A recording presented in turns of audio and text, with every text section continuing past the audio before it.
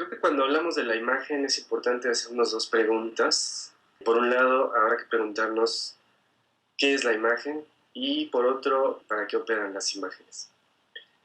Podríamos decir un poco respondiendo a la primera cuestión que la imagen es una suerte de forma de interpretación de la realidad. Es decir, es un artefacto que nos sirve para interpretar la realidad.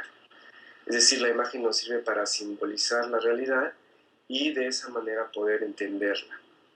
En ese sentido es que la imagen se suele a veces relacionar con la palabra. Sí, parece que la imagen tiene una función similar a la de la palabra, que es leer o permitirnos leer la realidad. Pero por otro lado, la imagen tiene diversas funciones. La imagen se compone de un significado, de un significante y de un referente. Estos tres elementos nos permiten entender la consistencia de toda imagen. Estos tres componentes de la imagen se estudian dentro de la semiótica, dentro de la filosofía del lenguaje. Podríamos decir, por ejemplo, que toda imagen posee un significado, ¿no? Nos habla de algo. Esto es lo que formalmente se llama el contenido de la imagen. La imagen también posee un referente, aquello de lo que nos habla. Toda imagen de alguna manera nos habla de un objeto, de un paisaje, de una persona. A esto nos referimos cuando hablamos del referente. Y finalmente, la imagen posee un significante. El significante es la imagen misma. La imagen que puede ser material, que puede ser intangible, como las imágenes digitales, ¿no? A partir un poco de estos tres elementos, es como podemos entender la función que tiene la imagen a nivel social, cultural, político, a nivel artístico también. La finalidad más esencial de toda imagen es la de producir visibilidad. La visibilidad hay que entenderla en dos sentidos. Por un lado hay que entenderla como el poder que tiene la imagen para hacer que algo se vuelva visible, para que lo podamos ver. Pero la visibilidad también quiere decir que la imagen puede hacer algo invisible. Comúnmente se suele pensar que la imagen solo produce lo visible, pero no, la imagen produce tanto lo visible como lo invisible. Nos muestra cosas y nos oculta otras cosas. Actualmente se ha señalado que el papel de la imagen no se reduce únicamente a la función iconográfica, como lo había enfatizado la historia del arte. Actualmente podemos hablar de una función social de la imagen, de una función política, de una función económica, de una función antropológica incluso de la imagen. Es decir, la imagen no es un dispositivo que esté aislado de la realidad, sino que tiene una función que permite a los individuos relacionarse, construir comunidades, establecer lazos económicos que les permite relacionarse políticamente o incluso excluirse. La imagen en ese sentido posee un poder que va más allá de lo meramente iconográfico o lo meramente artístico. Ahora, toda imagen, podríamos decir, tiene tres elementos que la componen. Estos elementos son, por una parte, su peso, es decir, su consistencia física o digital. Por otro lado, tiene una estructura, comúnmente entendemos como la forma de la imagen. Hay quien dice que las imágenes son textos, hay quien dice que las imágenes son hipertextos o intertextos. Hay quien habla de las imágenes desde una perspectiva rizomática o como sistemas complejos. Y un tercer elemento, que es el que voy a enfatizar más, es el de el ambiente técnico o tecnológico en el que se produce y circula la imagen. José Luis Brea, un teórico español muy influyente en los llamados estudios visuales, hizo una tipología de imágenes a partir de los tipos de dispositivos que se han utilizado en la historia. Y él piensa que podemos hablar de tres tipos de imágenes. Las primeras de ellas las llamó imagen materia o imágenes materia. Las segundas las bautizó con el nombre de imagen film o imágenes films. Y las terceras las nombró a partir de un término, el término de imagen.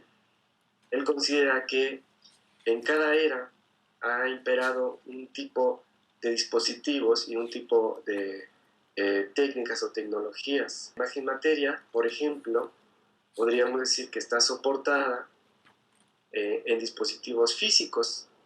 La imagen materia es quizá la imagen más antigua, que la vemos incrustada en una escultura, en una pintura, en un bajorrelieve, ¿no?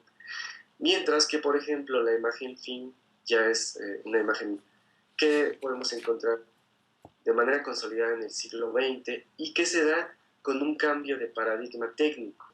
La imagen film surge y se consolida con la expansión de lo que un filósofo llamado Walter Benjamin llamó la reproducción técnica. La reproducción técnica permite, mediante mecanismos como la cámara fotográfica o el cine, que nosotros podamos producir imágenes de manera serial, que podamos reproducir una imagen.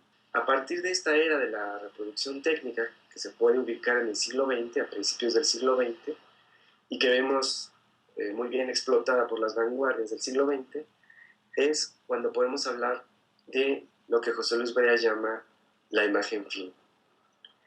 Y finalmente, la imagen que él tipifica con el término de e-imagen se refiere a la imagen digital. La e-imagen es para Brea una imagen intangible, es decir, una imagen cuyo soporte material ha desaparecido. Es una imagen que ya no tiene una estructura física, que ya no tiene una estructura en los términos de la imagen materia, sino que es una especie de imagen muy similar a lo que sería una imagen mental, que no podemos tocar y que se caracteriza por lo efímero, que se caracteriza por su excesiva virtualidad y su excesiva ligereza. Esta imagen digital tiene otras connotaciones distintas a la imagen material. Históricamente podemos hablar de tres funciones de la imagen que autores como Jean Baudrillard han analizado. Quizás la primera función de la imagen en la historia del arte y en la historia de la humanidad es la de la representación. La imagen fundamentalmente se ha usado para representar paisajes, representar fenómenos, representar incluso historias. Lo vemos muy claramente en las imágenes religiosas que pretenden ser la representación alegórica o del tipo que se quiera, metafórica también, pero que finalmente pretende ser la representación de un fragmento de la realidad. La imagen como una forma de representación, como una forma de mímesis, de copia de la realidad, ha sido a lo largo de la historia ampliamente desarrollada. Y esto lo encontramos, por ejemplo, en el mismo arte. En la práctica artística encontramos toda una historia del arte como representación, como mímesis. El paisajismo, el naturalismo, incluso todavía el impresionismo, es una suerte de representación de la realidad.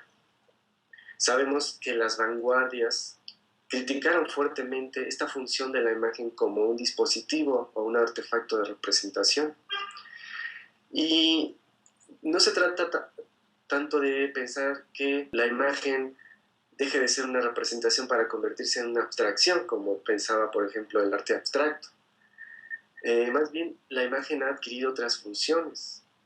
Ha dejado de ser una mera representación y se ha convertido, por ejemplo, en una simulación, en un simulacro.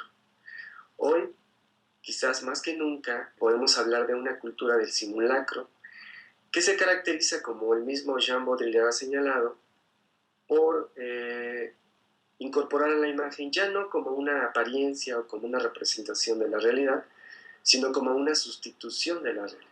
Entonces, lo que podríamos definir como la imagen simulacro es esta imagen que se pone en el lugar de la realidad. que trata de asesinar a la realidad y hacer o jugar el papel de lo real. Esta imagen simulacral, como la llama Baudrillard, la podemos encontrar en varias manifestaciones artísticas. Quizás una de las manifestaciones que más la ha asumido críticamente es lo que se llama el hiperrealismo. Estos movimientos artísticos en donde nos encontramos con obras que parecen fotografías, pero que no son fotografías, sino que son pinturas.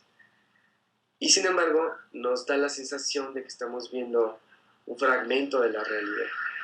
Este hiperrealismo del que nos habla Baudrillard y que encontramos en las imágenes simulacrales o de simulacro se ha expandido a tal grado en la cultura contemporánea que ha permitido, de una manera consolidada, que nuestra sociedad se vuelva una sociedad del espectáculo, una sociedad en donde todo se ha convertido, absolutamente todo, en espectáculo.